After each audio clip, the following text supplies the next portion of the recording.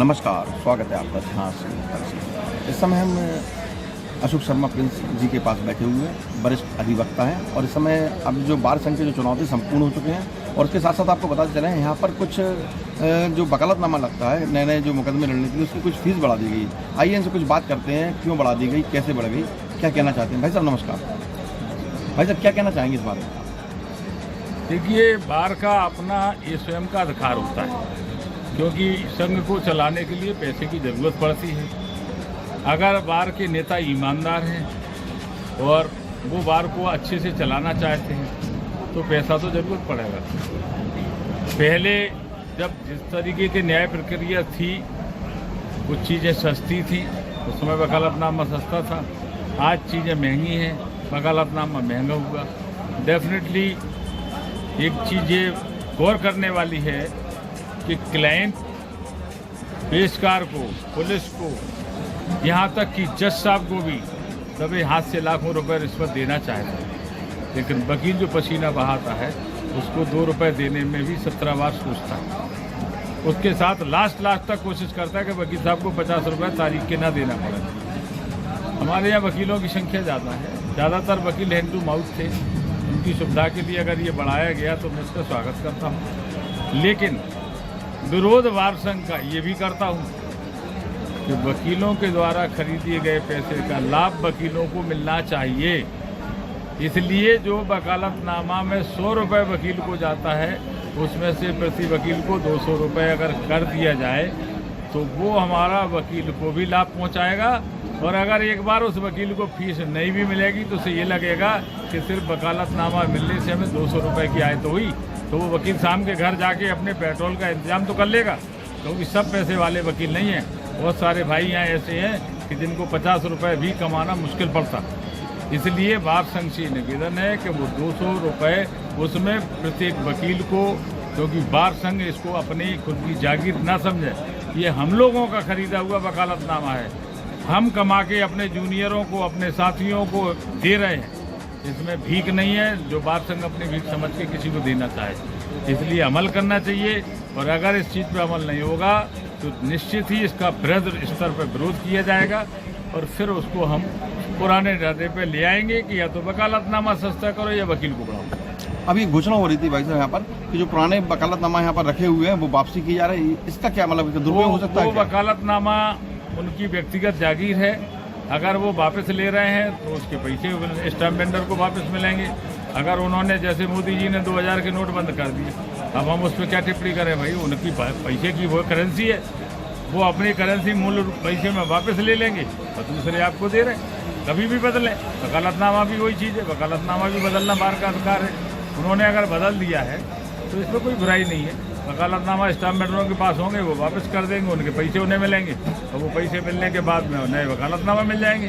कुछ कानाफूसी यहाँ चल रही है, कुछ लोगों ने वकालतनामा पुराने जो पदाधिकारी ने छपवा के रख लिए थे, ऐसा क्या है जी? क्या मतलब वकालतनामा छपवा के रख लिए, बिल्कुल सही बात हो सकती है।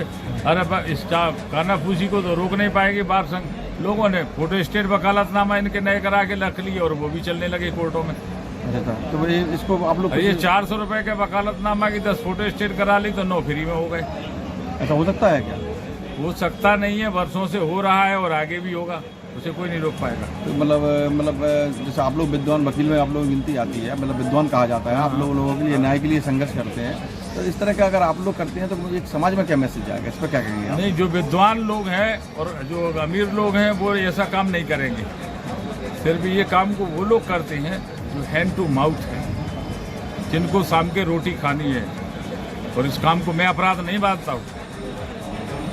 सारे वकील नहीं हैं, 50 वकील जिले में जो वर्किंग और प्रैक्टिसिंग लॉयर हैं जिनको विद्वान और बड़ा वकील कहा जा रहा, बाकी यहाँ पे 2700 वकील हैं, उनका क्या होगा? 2000 रुपये मिलने से उनका घर नहीं चल जाएगा। अगर कोई देने भी लगे, अगर देने लगे तो उससे काम नहीं चल जाएगा। समस्या इस बात की है कि वो वकील क्या करेंगे, मजबूर होके वो ये काम करेंगे, और वर्षों से होता आ रहा है। जो आज नेता हैं, जो कल नेता थे, वो कल गरीब थे, उन्होंने भी यही सब किया। अब जब सक्षम हो जाते तो हम कानून दिखाने लगते, और जब हम खुद फुटपाथ पे होते तो कानून को तोड़ते जाते हैं। कानून बनाने वाले ये तो देखें कि उन्होंने पहले कितने कानून तोड़े, तब वो नया कानून बनाए।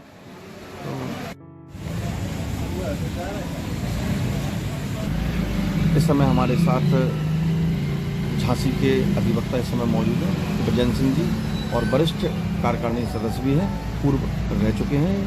तो आइए इनसे कुछ बात करते हैं कुछ सामाजिक मुद्दों को लेकर। बघेल साहब नमस्कार। नमस्कार। बघेल साहब, मुझे ये जानना है कि जिस तरह से अभी आपकी जो नई बार के जो सदस्य चुने गए हैं, तो उन्होंने कुछ एक फैसला लिया है कि जो एक आपका वकालतनामा बोलते हैं इसको हम, वो लगाया जाता है। जो बेचारे यहाँ पीड़ित आते हैं, जो भी व्यक्ति यहाँ पर अपना मतलब अपने जो भी कारण रहते हैं, जो यहाँ न्याय प्रक्रिया में शामिल होते हैं, तो उसके लिए कुछ इसकी फ़ीस बढ़ा दी गई है। तो आपका क्या मानना है, इसका कहाँ किस तरीके से इस्तेमाल होना चाहिए?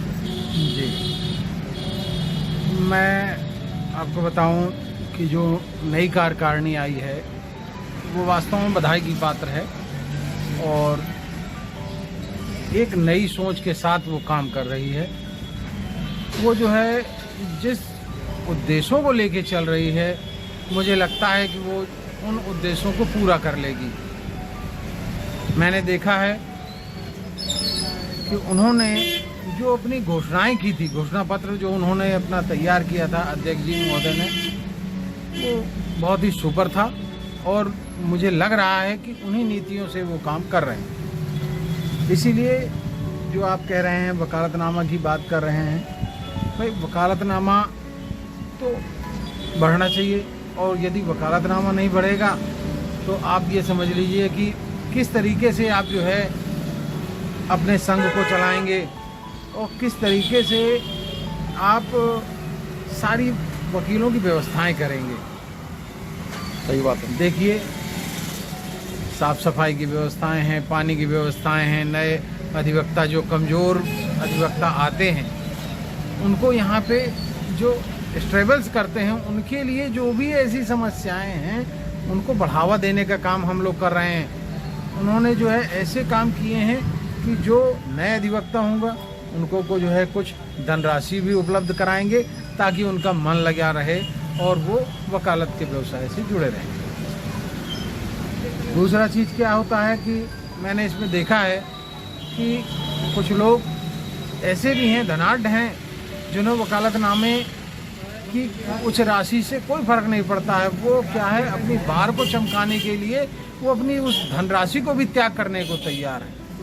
मैंने देखा है यहाँ पे कई ऐसे वकील हैं जो अपने संघ को मजबूत करने का काम कर रहे हैं, और जब संघ मजबूत होगा तो यहाँ के वकील स्वाभाविक ही मजबूत हो जाएंगे। इसीलिए मेरा तो आप सभी से यही आग्रह है कि जिला अधिवक्ता संघ को एक नई ऊंचाई तक ले जाने के लिए सब सहयोग करें, और जब सब मिलकर सहयोग करेंगे तो जिला अधिवक्ता संघ जो है ऊंची ऊंचाइयों में उठेगा। और विधवा पेंशन है, हमारे जो विधवाएं महिलाएं हैं, वकील हैं जो एक्सपायर हो जाते हैं, उनकी धनराशि भी बढ़ाई गई। जो दुर्घटना से जो अधिवक्ताओं की एक्सीडेंट हो जाता है, कोई विकलांग हो जाते हैं, उनकी तत्काल व्यवस्था की जाती है। उनको तत्काल 10,000 रुपये की धनराशि मुआवजा कराई जा रही है। तो आप ये समझ लीजिए कि नई एक जो है ये 3,000 रुपये पहले दिया जाता था, और उसके लिए 3 साल तक चक्कर लगाते रहो तो भी नहीं उसको मिल पाता था। अब क्या हो गया है कि मैंने देखा है कि अध्यक्ष महोदय इतने उदार दिल के हैं कि वो तत्काल वहाँ पहुँच के उस पीड़ित के अस्पताल पहुँच के पीड़ित को हाल के हाल पेमेंट करते हैं। मैंने देखा कि बहुत से ऐसे जो है काम उन्होंने सराहनीय किए हैं। अच्छा, और जो है जो पेंशन है, महिलाओं की पेंशन भी बढ़ाई है।